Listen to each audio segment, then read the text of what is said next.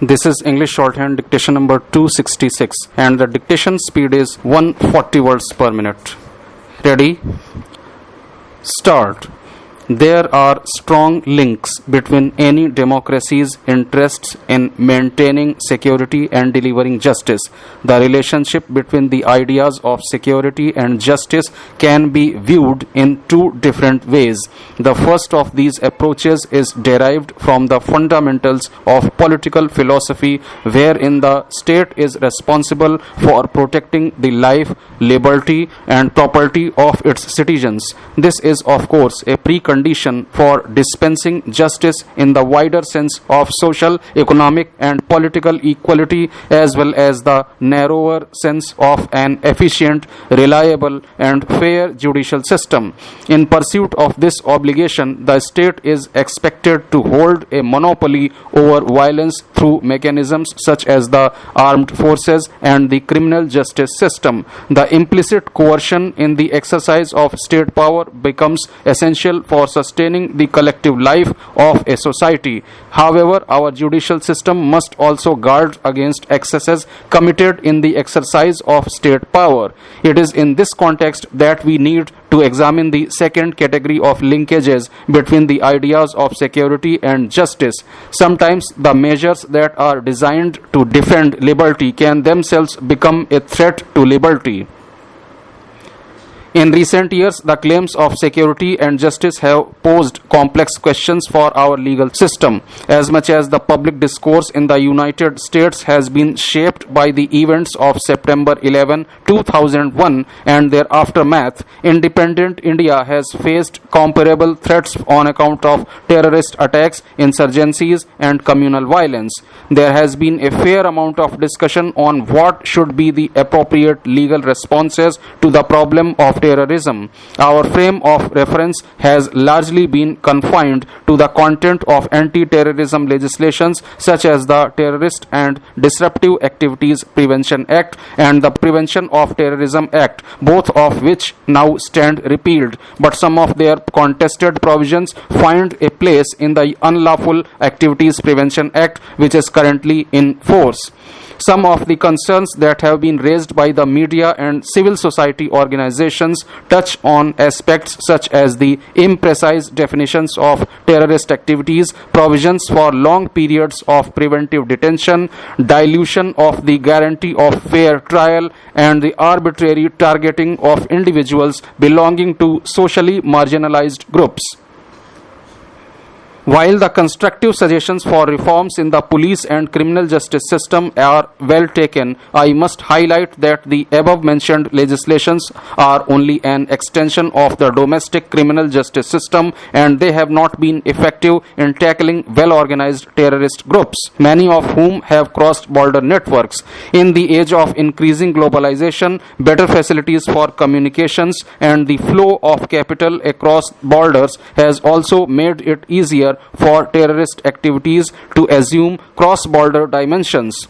As in the case of the 26 November attacks in Mumbai, such networks often involve individuals located in different countries who collaborate by transferring funds and procuring weapons and explosives.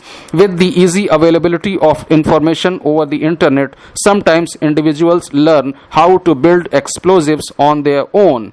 This clearly means that terrorism is an international problem and requires effective multilateral engagement between various nations. However, there are several practical hurdles and delays on account of the wide disparity in the procedures for assistance in investigation and extradition. In some cases, a particular government may be reluctant to act against persons who are suspected of involvement in terrorist attacks in another country. Such a situation may arise when the terrorist group enjoys considerable local support.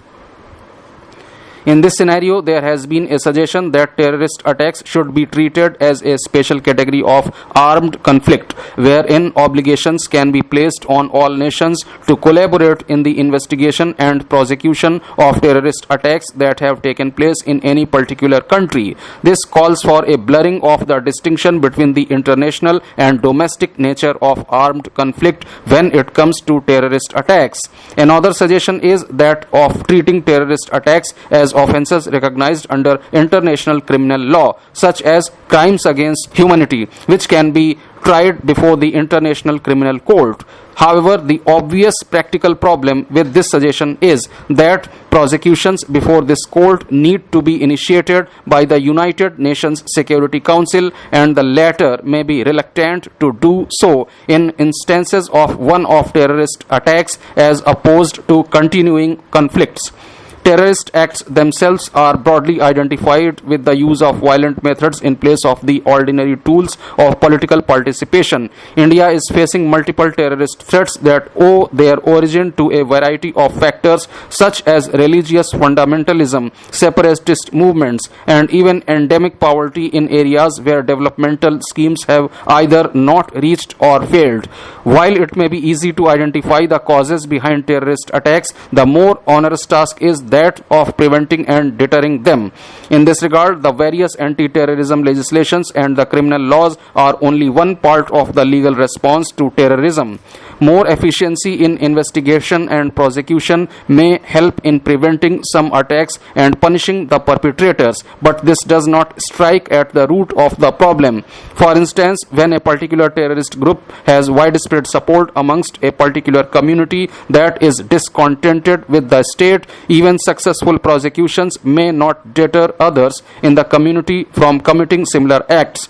In fact, there is a real risk that those who are convicted and punished will be seen as martyrs for their respective cause, which may provoke more people from a discontented community to use violent means to air their political grievances. Even though stronger anti-terrorism laws can strengthen the hand of law enforcement agencies in the short run, the more meaningful response to terrorism should be based on strategies involving dialogue with the discontented groups. This position is open to the criticism of being a lofty ideal, since our army and police personnel who are engaged in counter-terrorism and anti-insurgency operations routinely face grave and immediate dangers which are far removed from the relatively secure spaces where decisions are made about our politics and economics. In relation to this issue, a repeated argument is that since our security personnel are always exposed to violent attacks, they should be empowered to use harsh measures in order to prevent such violence. In such circumstances, conferring a very broad legal protection on security personnel has also been problematic.